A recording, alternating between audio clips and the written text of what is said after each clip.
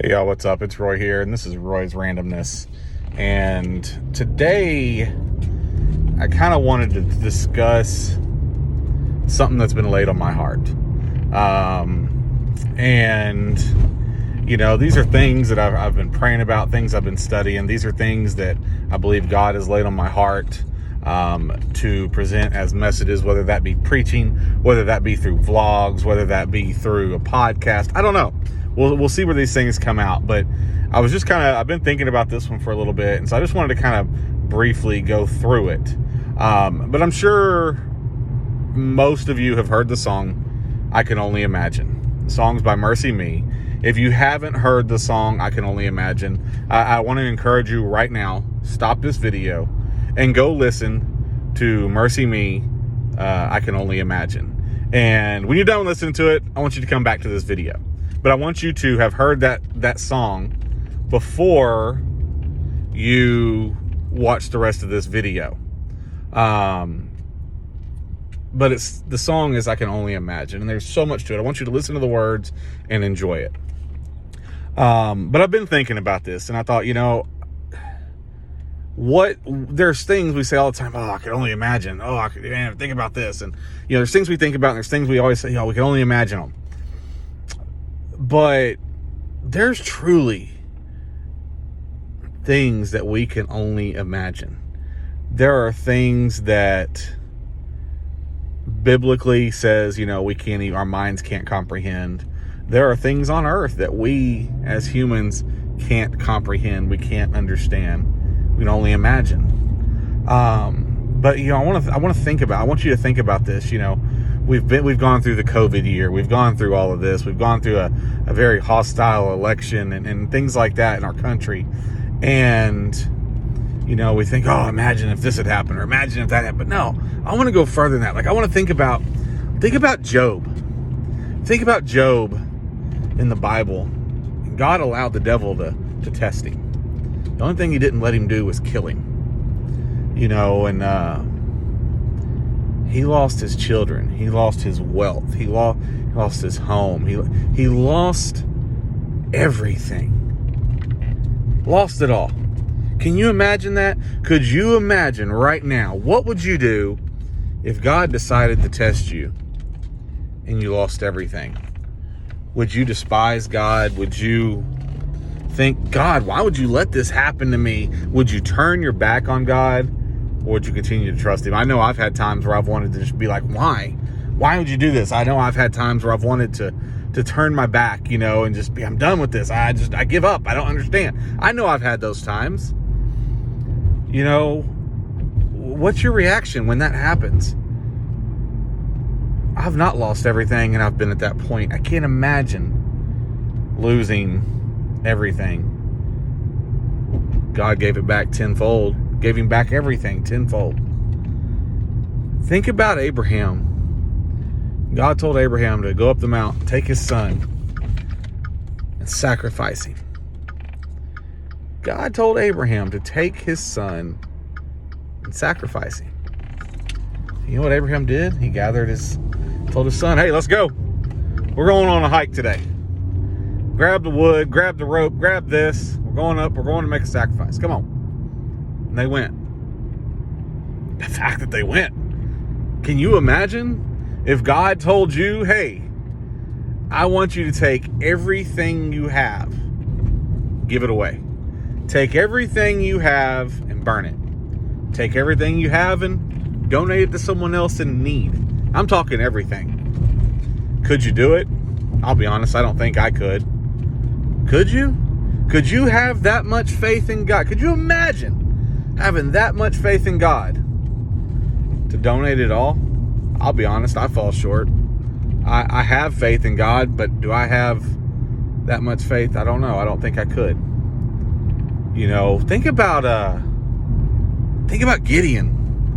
Let's think about this. Think about Gideon. They're in battle. God says, hey, you're going to go forward and you're going to take this land. But you got too much. You got too many people.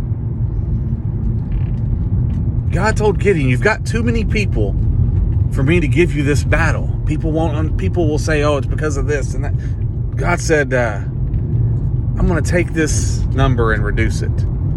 Gideon had 32,000 people. God said, that's too many. I'm going to reduce it. So he reduced it. He dropped that number by, I think it was 10,000 initially. God said, you still have too many. You got too many people in your corner, too much on your side for me to give you this victory. Too much manpower, too many friends, too many people. We need to reduce that number. Let's go down to the river. God told him, go down to the river, and everyone that uses their hands to scoop up that water and drinks from their hands, those are who you'll keep. I don't know why God chose that water. You know, I don't know. I don't know why that was the test, why that was the way of thinning out the group, but that's what he did. Something as simple as that. Something we might think, that's crazy. Why would we do that? Why would how somebody drinks water make a difference?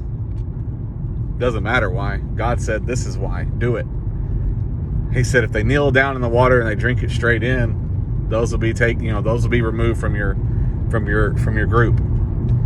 And did you know only 300 people used their hands to scoop that water up, take a drink, and that was the number that God gave Gideon. He said, now I'm going to deliver this to you. I'm going to deliver this battle to you. Go now with those 300. Go and do this. And that's what he did. He went.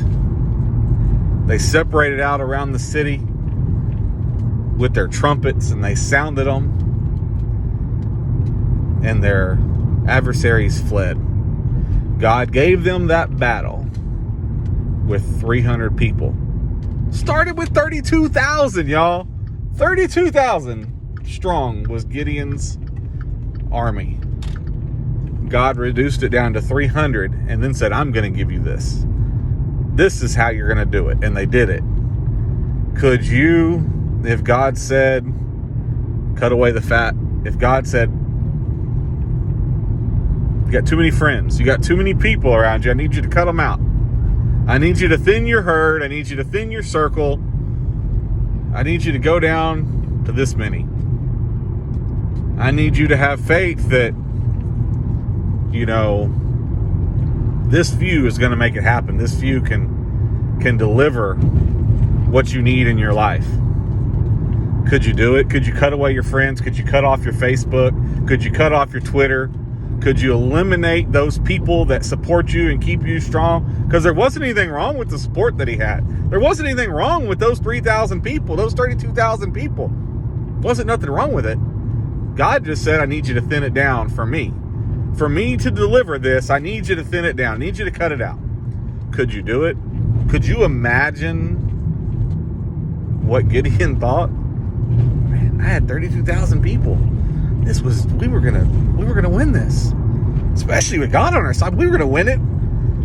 God, you're only giving me 300 people to take to battle? 300 against my adversary? And could you imagine? He didn't doubt. He just did it. Allowed it to happen. Could you do it? Could you imagine having to cut down everything you have, everything you know, your circle, give everything you have, whatever it be, whatever of these examples I've given? Could you imagine doing that, having the faith to do that? Like I said, I know as I sit here and talk to you, I'm no better than you. I'm no better than the next person. I don't know that I have that faith. I hope and I pray that God can give me that kind of faith. God can give me the faith to take 300 into battle over 32,000. I pray that God will give me the faith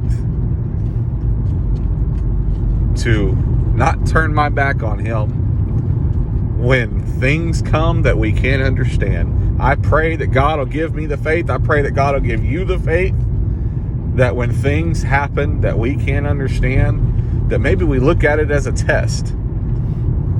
We look at it as a test and we trust God rather than to blame God or turn against God. Because I fall short. I know I fall short. Do you? Just my thoughts, y'all. Just my thoughts right now. I love you.